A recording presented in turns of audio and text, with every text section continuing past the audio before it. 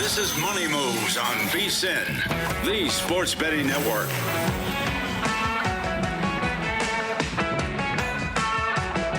Twas the night before Christmas. We're all in the house. Watched an OKC beatdown. Spurs twice now are proud. But how about that result last night as we welcome you in to Money Moves on VSiN, the sports betting network. I can already just feel the disdain coming at me from across the table here. Stormy, Buonantony, Jonathan Von Tobel with you live in downtown Las Vegas. Welcome into Money Moves.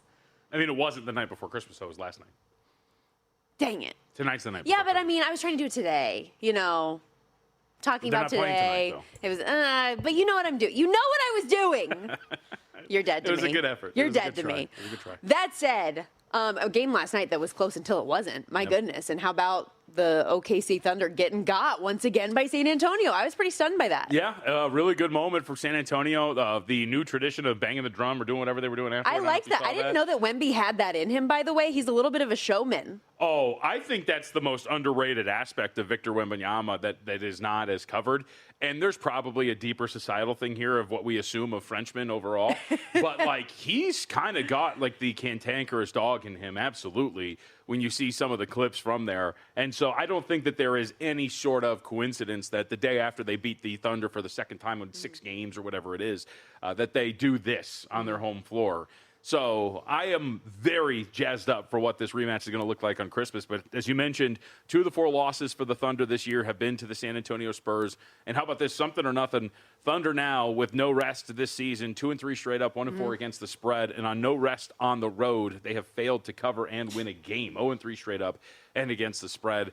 Small sample size, maybe it matters, but this Thunder team now, all of a sudden, a team that we all thought, and I still think they can, we're going to cruise through and get to this win record set by the Golden State Warriors. All of a sudden, it's back out to 11-1, and you're thinking like, ooh, man, this is going to be a little bit more of a challenge. They got a bullseye on their back, man. Every team wants to take them down. Absolutely. The defending champs and going on this crazy streak like they have. I think it was Will Hill who I saw tweet last night. So much for all those OKC to break the record bets and all of that stuff. Well, he's being pessimistic. He's got to take it on it. That's Spurs shot 57% from the field. It was the first opponent OKC let shoot better than 50% all year long. And we talk about those losses against them specifically. The Thunder against the Spurs, 0-2 this year with a minus 11 point differential. Yep. Thunder against everybody else, 26-2, plus 16.8 point differential. Yeah, when we get into the Christmas card, there's a lot of different statistical things you can point to in this series that I think should correct themselves, but we'll see if that happens. I mean, on a one-off game, again, I know they've played them 3 times now in however many amount of games, but in a single off game, it doesn't mean anything that it'll fix itself. In a playoff series, maybe. But on a random day, on a Christmas card, I don't know. We will get that three-peat tomorrow, 2:30 p.m. Eastern on ABC and ESPN. Odds makers don't seem to think that will be the case. OKC laying 9.5 at home right now, total 235.5. And that's just the tip of the iceberg of all the stuff that we have to come today over the course of the next 2 hours here on the program. So let's set the table like we always do here off the top. Time to run it down. It's time for the top headlines and topics of the day. This is The Rundown. All right, let's get into our top items and guests on deck today. Kendall Valenzuela and Ben Lieber going to join us. Kendall, as always, in her Wednesday spot, football analyst over at Fantasy Life. And then Ben Lieber, former NFL linebacker, spent a decade in the league, now covers his former team as a broadcaster on Vikings radio network. Get the lowdown on everything Minnesota going into that contest with the Lions tomorrow. Yeah, and maybe you can tell us why we should even just watch the game. I mean, why should we watch any of the 3 games tomorrow, to be honest with you? Yeah, it looks pretty ugly at this point right now. Hopefully, there is some reason to watch outside of maybe some wagers. And for Kendall, as everybody is going to have their playoff championships decided this week, so pretty big spot. You're going to want to listen in? No doubt about it. You mentioned Christmas cards. We have the 3 games in the NFL and 5 games in the NBA tomorrow. A couple of them pretty interesting. And I know yesterday we talked about maybe the Cavs could be looking ahead to that game on Christmas. Not so much. They dominated yesterday. They did. The Knicks, though, rested a bunch of guys, and then they were sitting out, and Timberwolves get a big win against them. The Christmas card on paper looks absolutely tremendous for the NBA, especially when you compare it to their now rival, the National Football League, and the weight of all of these games that we're going to watch. I can't wait. Like, right off the bat, Knicks Cavs should be a ton of fun, and going from there, what this is going to look like is going to be tremendous. So looking forward to it, man, and I've got a lot of good statistics for them. And since we don't have any NBA or NHL today, our producer Wyatt has handpicked some potential futures bets to play in each sports, and naughty or nice NBA and NHL futures. We will determine who's nice and worth a bet or who's relegated to the naughty list and might have better luck next year. So there you go. Not feeling it. You don't like the ones that he put in for you? Matt Humans-esque there. It's like something about saying somebody's naughty or nice. I don't know. Matt Humans told me today I wasn't allowed to use an umbrella. So. Okay. Why? What? Oh, it's not manly. Because you're a man, so yes, you can't use an umbrella. What? Before I left the house, I reached out on Twitter and I asked Matt Humans, am I allowed to use an umbrella today? His response was no, and you already know the answer to that ridiculous question. So why are these things not manly? So first and for anybody who doesn't know about this, apparently back in the day on VSiN Primetime, you and Matt had a discussion about making eggs. Correct, yes. And Took the world by that storm. was not manly. No. And neither is using an umbrella. Is there just a checklist of what's manly and what's not that I don't know about? I don't know if there's a checklist, but Matt Humans is the ultimate arbiter in such things. So you have to go and ask him as to what is and what isn't. But just had to run through. So I told Matt, I'm sorry for asking. And I got very wet on the way to the car. The more you know. It's raining here, by the way. Got to get a garage, I guess. Yeah, not here. Okay, so last couple days, we have kicked off the show with a bowl game that was starting.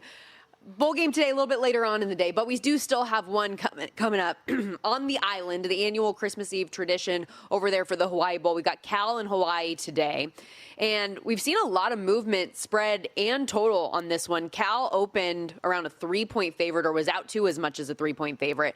Now they're currently a 1.5-point dog against the Hawaii Rainbow Warriors, who have a basic home game in this spot. Yeah. The total down from 55.5 to 51.5. I've got a bad number. I took over 54.5 earlier, about a little less than 2 weeks ago. And I don't really know if this movement is information-based or just market belief.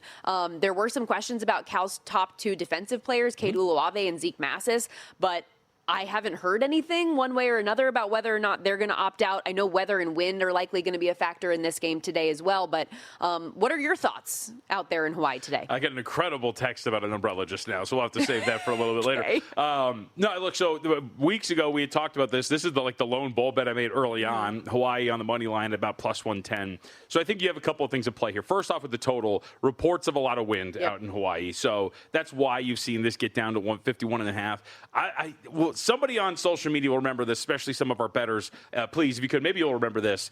I want to say it was about 2018. I could be wrong in my year, but there was a Bahamas Bowl where there was reportedly just a windstorm coming in, gusts of up to 60 miles an hour. This total dropped in this Bahamas Bowl by quite a few points, and the game just sailed over. Yeah. So there was always an assumption that maybe there's going to be some wind, some impact on what the weather is. But I think you do have to ask yourself at some point, all right, are we getting to it a little bit too much? I think that explains the total. As for the side, I think this is kind of similar to the Hawaii Bowl that I keep invoking when you're talking about, Shaving Cordero coming down to San Jose State against Coastal Carolina or whoever it was.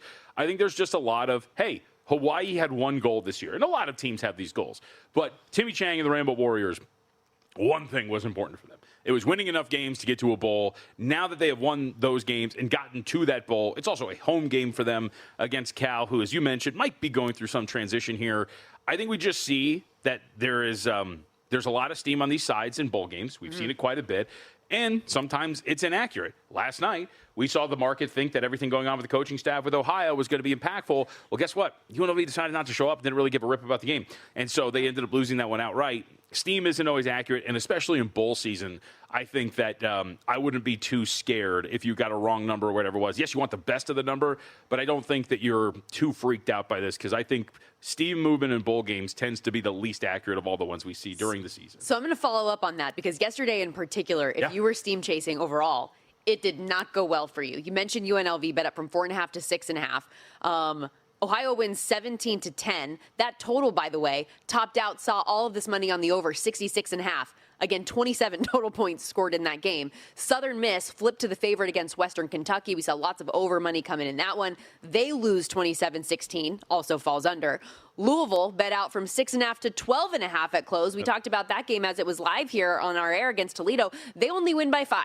So all of the steam that was on certain sides and on certain totals did not pan out yesterday. So tread lightly today with this one in the Hawaii Bowl, which should be fun. Unfortunately, not as much cool stuff as we saw yesterday when it comes to a trophy that was full of beans and a head coach that's getting doused in cold brew. So you sent I don't know if Hawaii is going to do anything cool like that. You sent that to me yesterday, and I've actually watched it a couple of times now. The bean thing's disgusting. That's so gross, It's right? disgusting. So I texted JVT and I was like, I am on board with all of the food-based bowls. I think they're so fun. I love the Pop-Tart bowl, the Cheez-It bowl, when the ReliaQuest bowl used to be the Outback bowl, right? Like, I loved all of that stuff. I thought it was so fun. Who didn't love the giant bloomin' onion? But the beans might have gone a little too far. Like, I appreciate Bush's Baked Beans trying to get in on the fun and get in on this food bowl movement, but seeing these guys with the giant spoons and this vat of beans was a bit much. That to me was, it wasn't even that. It was just, they were double dipping. So there were guys who were eating out of it. First off, one dude actually drops his spoon in the vat of beans. I didn't see that. And then uses his gloved hand to grab it out. And then still, you have guys like putting their whole mouth on the spoon and putting it back in. That was gross, dude. Right. That was nasty. And also, I wasn't really watching the end with sound, but I saw the clip.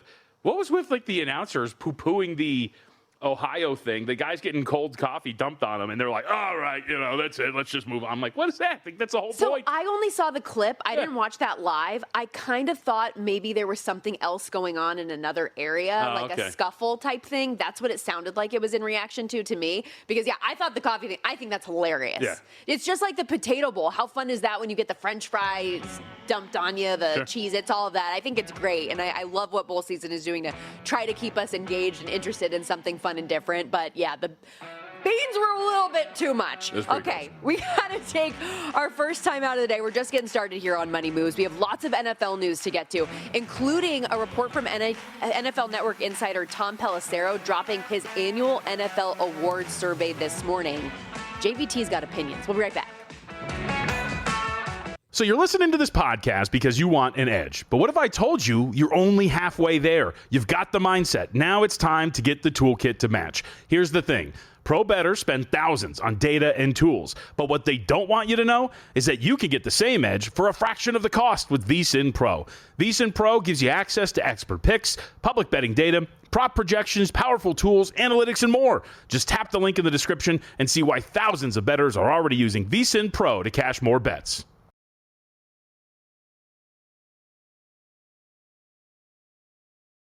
You're watching Money Moves here on VSiN, the Sports Betting Network. Before the line moves, the sharp plays is already there. They don't just follow the market, they help shape it. You're not going to outsmart billion-dollar sportsbooks or full-time sharps on your own. But good news, with the sharp plays, you don't have to. Powered by advanced AI, connected to proven insider sources, and active across the NFL, the NBA, Major League Baseball, and college hoops, the Sharp Plays delivers the edge serious bettors rely on each and every day. Free daily betting reports, real-time alerts, and market-moving insights that go straight to your inbox or X feed. They've been backing it all up with documented results since 2011, public logs, transparent receipts. Check out sharpplays.com if you haven't already. Trusted by the pros, monitored by the books. Stay ahead of the line with sharpplays.com. We got some breaking news. Let's go. And it's not really, it is kind of big. But, dude, I will give myself a little bit of credit. We've brought this up before.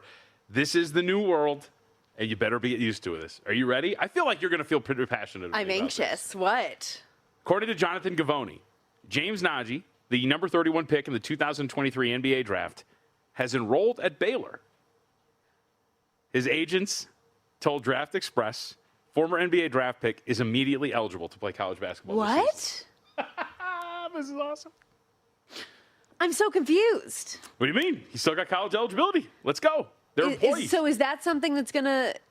I honestly, I'm kind of flabbergasted by this. So is this something that you anticipate happening at what more? point? Of course. At some point, don't you just make the argument, hey, we're employees just like the NFL players. Why can't I just go play for my team? Don't you think? There's, again, smarter legal people than I would be able to construct an argument that sounds better than what I'm spitting out right now. But, yeah. It's just awesome point by Sean Paul, who covers college basketball. A guy who was in a trade that featured Karl Anthony Towns, Julius Randle, and Dante DiVincenzo is going to suit up for Baylor. Is going to go back to college. That's awesome. Another thing different, but it just reminded me about the NBA draft in general. Something I really hate about it is the trades. That you're going up there and you've got the hat on for a team you're never going to play for. That's awful. Yeah, they got to fix it. It's absolutely brutal. But just want to throw that out there. Thought that was fun. All right, interesting. Speaking of, weird legalese things that have to happen to make things work, DK Metcalf and Denzel Perriman their suspensions were both upheld. Tom Pelissero did say for DK, the $45 million guarantees do in fact void as a result of the suspension, but sources say the Steelers have already reaffirmed their commitment to Metcalf for 2026 and beyond, and both sides are moving forward together, whatever that means for the guarantees. Also, a couple other quick updates around the league. We did see the Jets put Justin Fields on injured reserve, so Brady Cook is going to start again. Tyrod Taylor backing him up. An interesting just wrinkle financially. Fields has $20 million in salary next season, $10 million of that guaranteed. So are they just going to have to basically eat that $10 million, you assume, when they move on to do whatever they're going to do? For the Washington Commanders this week with the Marcus Mariota issue, Josh Johnson will start on Christmas Day against the Cowboys as well, according to Dan Quinn. And yesterday, another day that Lamar Jackson, although it was one of those, it's not an actual practice, what do they call it? I don't know why I'm forgetting the name of it, but simulated practice? No, like the Ravens, walkthrough Okay. yesterday, was on the estimated practice report as a DNP. So questions on Lamar Jackson with the significant back bruise that he's dealing with. Yep, I think all of that mostly expected, right? No crazy surprises at this point right now. And what we've seen for either the quarterbacks, the announcements, and the confirmations of what we're going to get on Christmas or moving forward this week. Okay, now let's get into some fun stuff because I mentioned Tom Pelissero. He had another report that came out this morning. Every year he conducts one of those anonymous general manager, high exec surveys where you take input on all the league's awards before they come out. There are 30 anonymous execs in all, and some of the results are pretty telling, at least based on what league people think about who's going to win each of these awards. And I want to start with the two most lopsided results because I know one of them in particular really, really interests you. Both are on the defensive side of the ball. Myles Garrett, absolute runaway, which I think was expected, and the odds market really showed that anyways. He has 28 of the votes. Reigning Defensive Player of the Year, Pat Surtain got one, and Micah Parsons got another. Then we go to Defensive Rookie of the Year, where I know you are particularly excited. I mean, if this is accurate, very exciting that Carson Schwarzenegger did get every vote, I believe, right? No, excuse me. He got every vote but two. Either way, it looks like it's a lopsided run here for Carson S. to get this thing done. If you look at it, Defensive Rookie of the Year odds, minus 800. It's interesting as well because you look at some of these other guys like Emin Wari and others, wouldn't really reflect, and I think that's going to be the theme of what we're talking about here, what their actual odds are of winning this. And I should throw out this caveat, and I will. This is a very fair caveat.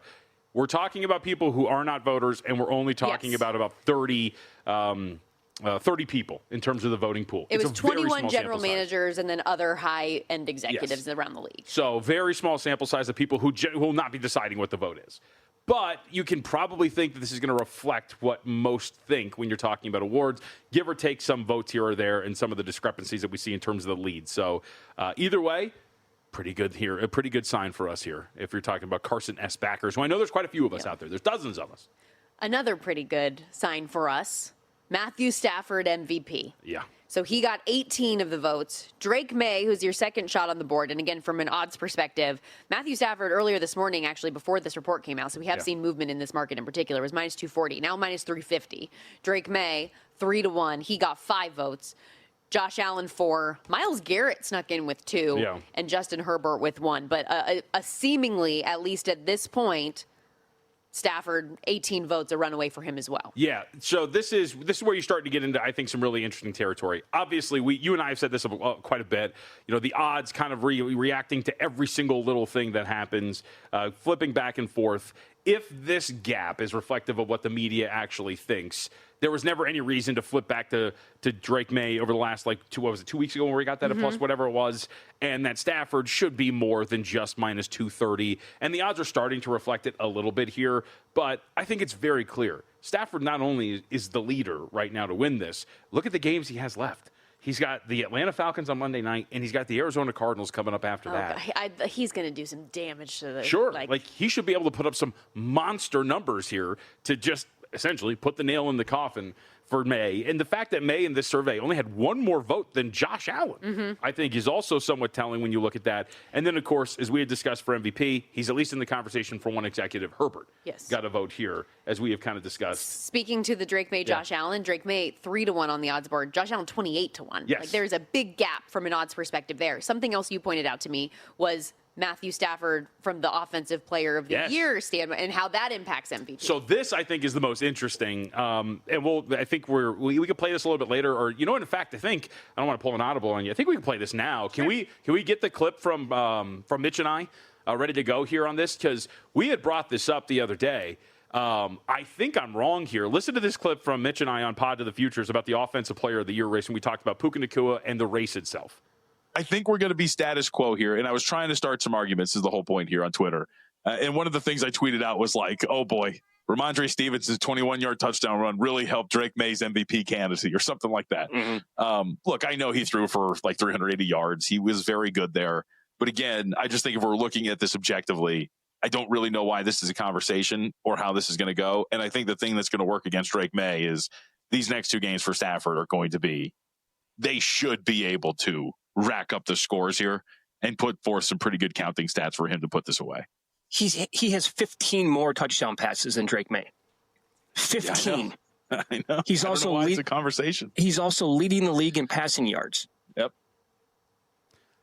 That was what I was expecting. So either way, I was going to say. But either way, that stands. What I was going to bring up here was, for Offensive Player of the Year, Jackson Smith-Njigba, my point on the pod this week was I thought the race was tighter than what the market indicated.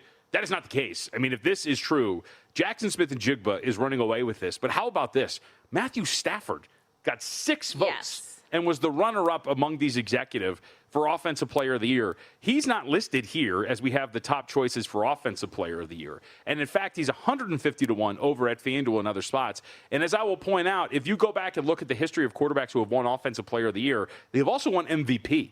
So just something to kind of put in your pipe and smoke on for a little bit, because if he goes on, and let's say he just goes ham over the next 2 weeks. And Jackson Smith-Njigba, with the way that this offense has been kind of, off and on. And look, they have Carolina, but then they have a hard one, maybe, against the San Francisco 49ers. I don't know, man. Like at 150-1, we are always chasing these long shots. And coming up a little bit later, we'll talk about the market kind of chasing one long shot ghost that doesn't seem to really have a shot at all. Maybe that's the long shot you should be chasing. Stafford, Offensive Player of the Year at 150-1. What do you mean? Well, I just think he's I have literal evidence that says people think he's the second choice for it. So I understand that, but I'm saying I think that the way this is going to play out is Matthew Stafford wins MVP, JSN wins Offensive Player of the Year. I think the Offensive Player of the Year votes just further cement, though, the MVP candidacy. Sure. Like that's kind of more of the way that I view it. But you mentioned the other long shot. We will get to that in a little bit later. That is in the Offensive Rookie of the Year market, where Tedero McMillan is the leader in the clubhouse with 17 votes according to this anonymous survey.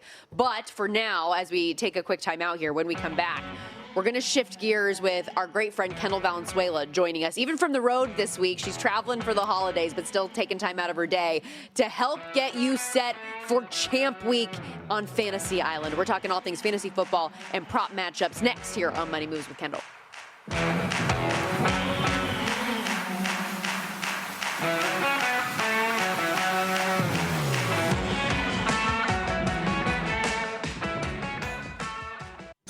You're watching Money Moves here on VSiN, the Sports Betting Network. Back here on Money Moves, VSiN, the Sports Betting Network. Right now is the best time of year to be a bettor. And the all-new Boomer Sportsbook is bringing you the action. Football, hockey, hoops, and so much more. All you got to do is use the code VSiN250 when you sign up for a Boomer's mobile account to get a first deposit match up to $250 in bonus bets. Plus, minus 105 on all pro football spreads every regular season game. Download the Boomer Sportsbook app today. Learn more at betwithboomer.com. Must be 21 or older. Terms and conditions do apply. Please bet responsibly. Stormy Buonantony, Jonathan Von Tobel with you. Congrats to all of you who made the finish line in your respective fantasy football leagues. You're in the fantasy championship. That does not deserve congratulations. Yes, it does. You only get congratulations when you win. Okay. You could be like me and get bounced like a pregnant lady trying to get into the club early. I don't know what that means. Didn't happen. Oh, you know what that means. Pregnant ladies are allowed in my club, but let's ask a true professional about whether or not congratulations are deserved. Okay, fair point. Kendall Valenzuela joins us as always on the Progressive Guest Line, doing great work over there. Host, writer, fantasy analyst over there at Fantasy Life, doing great work. SiriusXM Fantasy Sports Radio as well, channel 87 on SiriusXM. Kendall, do you think you can celebrate making the championship game? I don't think so. Not yet. You have to. The job's not finished. You have to finish the job. You have to win, or else you're the first loser, and no one wants to be that. So I don't think so. I'm with Jonathan on this one. In the immortal words of Kobe Bryant, job's not done. Okay. Come on now. There we go. Well, this week in particular, maybe more tough than usual considering the 3 games that we have on Christmas. Then you've got the 2 games on Saturday as well. Some guys with injury designations. Kendall, this isn't a set it and forget it early in the week type of a situation. What's the best way to handle or approach championship week? Yeah, this is going to be a tough week because you've got 3 potential backup starters this week, and maybe even more really when we're looking at it. So I think if you're on this week, you need to be looking at potentially just blocking your opponents. And that's what I've been trying to do in some of my championships is, okay, what does my opponent need? I'm going to pick that person up off the waiver wire, make sure they cannot get them, because all the quarterback injuries, we don't know about Jordan Love, we don't know about Lamar Jackson. So if you're looking at your opponent and you see that they have some of those guys, go pick up some of the streamers that they could potentially get, and you want to block them this week because this is going to be a really tough one for fantasy championships. All right, let's start with some injuries and some bounce back from some of said injuries. How do we handle the Browns' backfield as we move into this week? I just think you don't. I did write up, the running backs that could be out there, and I haven't seen this morning, but I just don't know yet what it's going to look like. But you do have Dylan Sampson. If he's able to come back from his hand injury, that's someone that you can look at. Raheem Sanders as well. But I think as a whole, I might want to stay away. I just don't know if I want to put my trust in the championship weekend in either of these 2 guys. If Dylan Sampson comes back, I do think he gets the full complement of snaps, the full workload, I should say, in this backfield. But he's been out with hand, and I believe it was an ankle injury for the past 2 weeks. So either way, I picked one up just to block my opponent. Like I said, I just want to make sure that I'm doing that. But I think there's going to be better options for someone down the rankings. But those are 2 guys that you could pick up to maybe block your opponent. Yeah, let's stick with the running back theme, though, because in New England as well, Travion Henderson seems unlikely to go following the concussion last week. I know from a prop betting perspective, maybe that's good from a Ramondre Stevenson over perspective, or if you have him, you're feeling good about it. But other running back options that could be available this week? Yeah, I think Jawar Jordan is one of them for the Texans again. Not the best, not the sexiest name to know. But, Woody Marks was unable to suit up in week 16, and you saw Jawar Jordan come out 65% of the rushing attempts, 67% of the short yardage snaps as well. So I think he could be one that maybe you're looking to. I'm also looking at picking up Emmanuel Wilson. We don't know what Josh Jacobs is going to look like this week, if he's going to be 100%. I personally think he shouldn't have even played last weekend, and it looked like it obviously did hinder him. So I'm going to pick up Emmanuel Wilson if he's still floating around out there. I don't think he should be, but if he is for some people, I think that's, again, a really good option where you can look around and say, okay, you can only play him if Josh Jacobs is out. But if he is out, then that's a really big guy that you can go and get. And then again, I said Raheem Sanders. I also really like Chris Rodriguez Jr. For Washington this week. 29% roster going up against Dallas. And my thing with him is that if you have Javonte Williams playing on that Thursday game, Dallas going up against the Commanders, and you're worried about him, go pick up either, Malik Davis is their RB2, or you can go get Chris Rodriguez playing on the other side. All right, what about some guys that had some big performances last week? Of course, one of them being Parker Washington. A massive game, 10 targets, 6 receptions, 145, and a touchdown. Is that going to stick? Should we be adding him?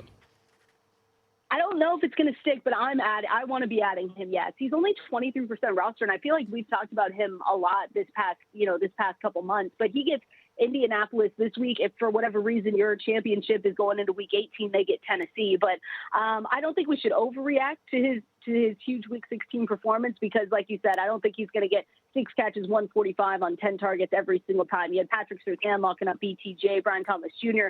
Trevor Lawrence was looking elsewhere to go with the ball, but he looked really good in this performance. So I don't think it's going to be a repeat. Let's just say that. But I do want Parker Washington though on my team if I've got some wide receiver injuries or if I need to look at someone with the flex. Because then again, when we look at them, they played the Broncos. I didn't think they had a chance and they were able to dice them up. So it looks pretty good. Fantasy Life senior analyst Kendall Valenzuela joining us here on the Progressive Guest Line. You can also follow her on X at KValenzuela17. Jeremy Fowler of ESPN confirmed this morning that 49ers tight end George Kittle suffered a mid to low ankle sprain. Yeah. Shouldn't be out long term if he misses time at all. Another report that he does have a chance to play this week against the Bears. What is your approach to Kittle specifically this week? And if he were to be unavailable, to go tight end options that could be worth a look? Yeah, I'm nervous about Kittle, and it's so unfortunate because we have to look at this game. It's Sunday night, and so you might not have the luxury, if you have George Kittle, to necessarily wait. We've got the Rams playing on Monday night going up against the Falcons, so maybe that's the one you also look at. But I'm just really nervous about George Kittle. If I have him, I want to 100% make sure I have a backup option. So, like I said, Colby Parkinson maybe for the Rams is someone that you can pick up because they play on Monday. Hopefully we know sooner rather than later with George Kittle, but I'm not necessarily banking on him going this weekend. And so I think if you want someone on that Monday game, it's Colby Parkinson. I still really like Colston Loveland, tight end for the Chicago Bears. He's 43% rostered. I wrote up one, A.J. Barner, as well. I've seen people talk about Taysom Hill, and I want to believe maybe Taysom Hill could do it again, but I'm really erring on the side of caution with him. They're going up against Tennessee, so not a bad matchup. But for Taysom Hill, I think that was kind of a send-off. I think that was his last time he's going to be playing at home in New Orleans, and they wanted to give him, a really nice send-off. Could he do it again? Maybe 12 carries, 42 yards, 4 catches, 36. But I think that's more of a boom bust, risky, tight end 2 to play. By the way, Kendall, as somebody checks in with us, says they made it this far because of you. Kendall we had her on at the beginning of the season. She mentioned Drake May, and here I sit on the brink of a championship. So respect the process, checking in and saying they're a big Kendall Valenzuela fan, as we are. All right, well, speaking of Taysom Hill, is it just obvious to add Shuck if you've got nothing going on at quarterback? Yeah, I feel like I'm a broken record. And someone said, you always mention Shuck. Is there anyone else? And I'm like, no, just go get Tyler Shuck. Like, he is playing Tennessee, and then he faces Atlanta week 18. Yeah. He has scored at least 17 fantasy points in 4 straight games. I know people don't want to go there. They say it's the Saints, but he has been one of the best quarterbacks to pick up and stream as of late. He's completed 66.7% of his passes this season. He averages, 6.9 yards per pass attempt. We saw Chris Olave go off last week. So I sound like a broken record, but he's always going to be the one, especially this last week. If you have really bad quarterback injuries, if you're worried about Jordan Love, Lamar Jackson, Tyler Shuck should be that guy that you go and pick up. Of course, if Jacoby Brissett's out there, you're picking him up. If Trevor Lawrence is out there, you're picking him up. But Tyler Shuck, for what he's been doing these last weeks and going up against a bad Tennessee Titans team, I would go ahead and do that. Kendall, before we let you go, we usually have you at your desk with the background and everything. You're on the road. Happy holidays. You traveling home? You excited for tomorrow? What's going on?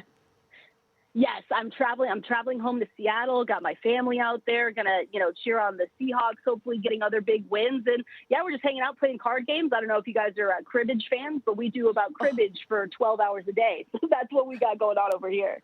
I did not know that cribbage existed until COVID, and it's a big, Canadian game, and so a bunch of hockey players were like, you have to learn how to play this game, so I learned a few years ago. I'd never heard of it, though. Love that. Is that embarrassing? Oh, it's so fun. It's so fun. My grandma taught me when I was little, so that's what we're going to be doing over here. But I hope you guys have a great holiday as well. It's a fun time, and get those championships, of course. That's right. Thank you so much, Kendall. You're awesome. Merry Christmas, Kendall. Yes, enjoy the holiday. Travel safe. Merry Christmas, guys. Thank you.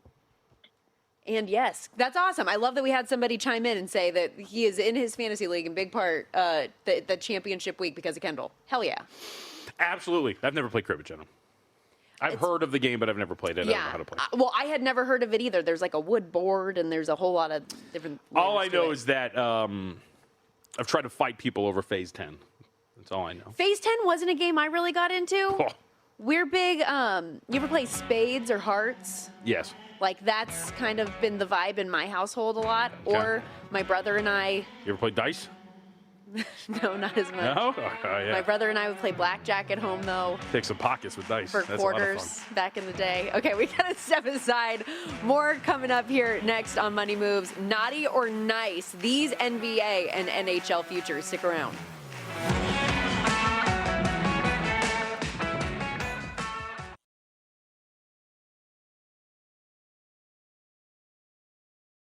You're watching Money Moves here on VSiN, the sports betting network. about you guys, but the holiday season can be really stressful for me sometimes, trying to figure out what I want to get my friends, what I want to get my families. Well, we have the perfect holiday gift that you can give out, or at least a smarter way to bet the biggest games of the season. VSiN's holiday special going on right now gives you VSiN Pro access to everything we do here at the network through May 1st. Just $79. Get it for yourself. Get it for someone you truly care about. You'll get all our daily best bets, real-time betting splits from DraftKings and Circa, AI-powered prop tools, plus 24/7 video on the VSiN Watch app covering everything from bowl season and the NFL playoffs, the March Madness, the Masters. It'll all be here before you know it. Plus, you also get our college football playoff betting guide featuring expert playoff predictions and the like. Give yourself the gift of smarter betting this holiday season. VSiN.com/subscribe. That's VSIN.com/subscribe. How you can come join us. This I have just placed on the table was my Christmas gift from Wyatt, our wonderful producer. This is very, very kind of you. Cherry limeade, I That's see. Right. Yep. It's an energy drink, Ghost energy drink. Give them a pop. I know we have a team that markets things. I mean, come on. We are caffeine connoisseurs here. But a very big thank you for Wyatt. Where's mine? Where's my gift? Well, first off, you work tomorrow. Hold You work tomorrow. Hold I don't. Where's your gift? We had an agreement in the parking garage where we said no gifts. Not only that, it was actually the best agreement ever because you cut me off. And you said, yeah, no, I'm not getting anything. You're coming to my house, maybe. That's true. Right? Yeah. Because your family left you for the holidays. Maybe, yeah. So you're on your own, potentially. right. See? There's friendship. The gift is your presence. Exactly. There you Nailed go. it. Actually, how did you do on your holiday shopping list? Because it's Christmas Eve today. Are you done? Did you get everything? Do you get extra time because the kids aren't here? Yeah, I got to go pick up to close the gap? a couple of other things for my wife, and that's it. So, yeah, I'm pretty much done. Simple Christmas. I mean, she's not watching or listening. She's in a plane. I think she's on a plane right now. Very adult gift for my wife. A couple of things, but she wanted like this specific toothbrush. Really? Yeah. Outside of some other things. Okay, got her I was some like, other it has stuff. to be more than the toothbrush. I No. get that she wanted the toothbrush, and that's great that you're getting her what she asked for. Yes. But, like, do something nice, too. Yeah, of course. Yes, okay, Yes. just making sure. I think it's That's like the equivalent of when they talk about, like, my wife said she really wanted a vacuum. Yes, but she doesn't just want the vacuum. No, of course not. No, like there's a couple of other things, including to me the big one was because I don't like to pick stuff out, but she never goes to any of like she always says she wants to go to like the beauty places, but never does. Okay. So I got like a gift card to Ulta. That's a great call. Yeah, you know what I mean? Like just Nailed it. Because then she doesn't have like I don't want to spend it. Like, no, I got it there, so you have to go and spend this, or else it's going to Yes. expire. It's going to be a waste of money. And then so. you don't have the stress of having to go and try to get the things that she no shot. has, Yeah, you no, know. no shot. Because I saw someone trying to give advice on gifts to get your wife or girlfriend, and they were like, just go in her little bathroom drawers and pull out some of the different No. products and go buy the same. Don't do that. Just give her a gift card. She'll go find the stuff that she wants to do. No. Yeah. Help me help you. And Wyatt, that's the incorrect answer. Producer Wyatt got in the ear and said cash. No shot. Yeah, no. No, because it's thoughtful if you go the other way. Right? Exactly. Yes, exactly. You have to go the extra mile. He said, this is why I'm single. Maybe why. No. Let's see. Deepak checks in, says the best game to play on Christmas is A-Hole, the drinking game. Once you win president 3 times, you make a rule. I think I know what you're talking about, Deepak. I think we called it something different. That might be I don't it. know that one. Yeah. You ever played Old Maid? That No. is one my family gets wild I mean, with. that sounds like, Deepak, that sounds like King's Cup. I mean, that's what we would play. Oh, I like King's yeah, Cup. King's If Cup, that's maybe King's that's Cup, I something like could get that. down with that. And maybe that's what Pat's saying here. Pat, I know you checked in, just said Jonathan Stormy shut the box. Maybe that's what he's referring to. Is that a game? Oh, maybe. Yeah. I don't know. Never heard of it. We were talking Christmas games with Kendall Valenzuela and playing cribbage. And so maybe that's. Speaking of Christmas games, let's play a little one ourselves What a here. segue. You're a Naughty pro. or Nice, I wasn't done talking about this NBA first and NHL Futures Edition. Our producer, Wyatt, who came up with a handful of these different futures bets potentially for you specifically in the NBA, for me in the NHL, and we are going to determine if they should be naughty, meaning we should don't flip want to bet this. them, no interest, or nice. We no, should flip this. because I can give you no analysis. I can actually give you analysis on the hockey stuff. I can't give you analysis on give the you NBA. hockey. This isn't Festivus, okay? I'm not saying this. I'm just saying. Well, we actually missed on Festivus feats of strength. But I feel like I'd beat you Here, with peaches, no, right? we're just going to stick to the script here. Don't try to flip this on me. I'm going to go set you up with the first one that Wyatt has for you. Naughty or nice? The Spurs to win the Western Conference at 14-1. And naughty. That's no. Come on now. You need more than 14-1 for the San Antonio Spurs to do it. We'll go through some of the intricacies of how they've beaten the Oklahoma City Thunder a couple of times when we preview their game on Christmas. But I think you want a little bit more. And it's not just the Oklahoma City Thunder. You obviously have the Denver Nuggets, who almost pulled off a comeback victory yesterday against the Dallas Mavericks. You also have the Houston Rockets. I think that the Spurs can win a series. Hell, they can maybe win 2, depending on the bracket breaking right. But I think you'd want more than 14-1 on a young San Antonio team to make a run through the Western Conference. Generally, the narrative is, a young team has to kind of suffer before it goes through and wins a couple of series. We haven't really seen a team build in one season and then immediately go on the run, and I think that's probably what you're going to see here. Okay, you got one for me? Oh, yeah, sure. Red Wings to win the Atlantic Division. Naughty or nice? Play along. Yeah. Why do you have to do this? Why do you have to act like you're cooler than everything? I'm not. We're playing a fun game. You had the list in front of you. I thought. By the way, there's no bells. I'm supposed to tee up myself for something? Yeah. No, play along. Red Wings to win the Atlantic. Plus 950 is the price here. I'm going to put this on the naughty list as well, which if anybody is just looking at the standings, you're like, what are you talking about? They're in first place in the Atlantic right now, and you're getting plus 950. Are the futures on the naughty list, or the people who are betting it on the naughty list? My little sister is trying to FaceTime me right now. The future is on the naughty list. Naughty list. Yeah, apparently I am too, because I had my ringer on. But I didn't have my ringer on. It was the volume on my computer, which I didn't expect to get a call from. There, and neither here nor there. Anyway, yes, the Red Wings are really good. This is just not a team I want to buy in on long term. They have a top 3 most difficult remaining schedule.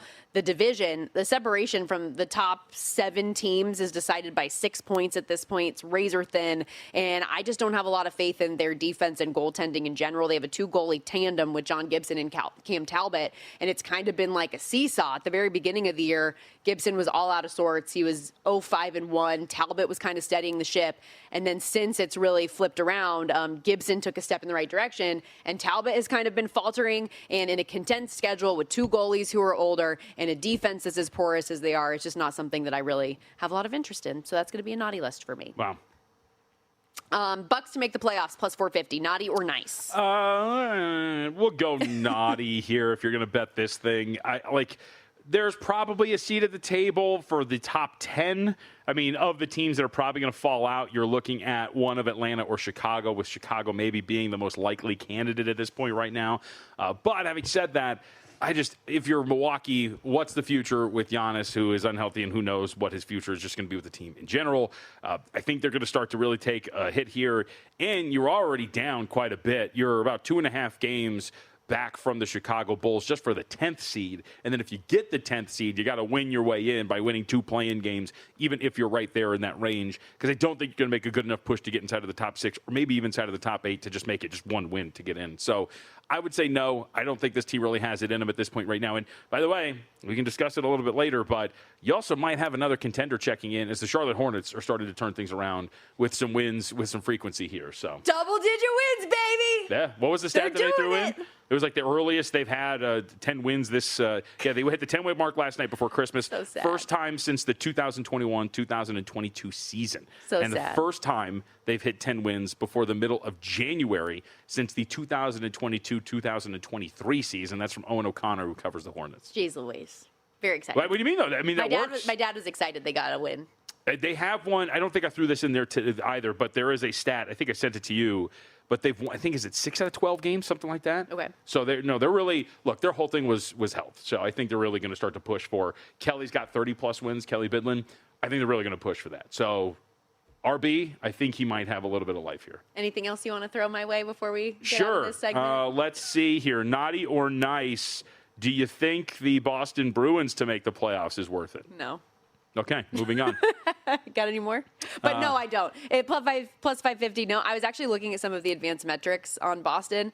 6th in the league in shots against allowed, 4th in high danger chances against, 2nd in expected goals against at even strength. So that is not a team that screams, I want to back you moving forward. Their special teams have been good. Jeremy Swayman has been their MVP, but no, thank you. Okay, I like it. What about is it the Rocket Richard trophy? Yes. Is that it?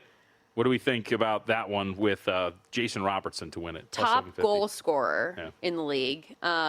Nathan McKinnon's. Yeah, I like that. Plus 750. He and Connor McDavid are tied for second shots on the board there. And I am very pro Dallas Stars. I think Jason Robertson is awesome.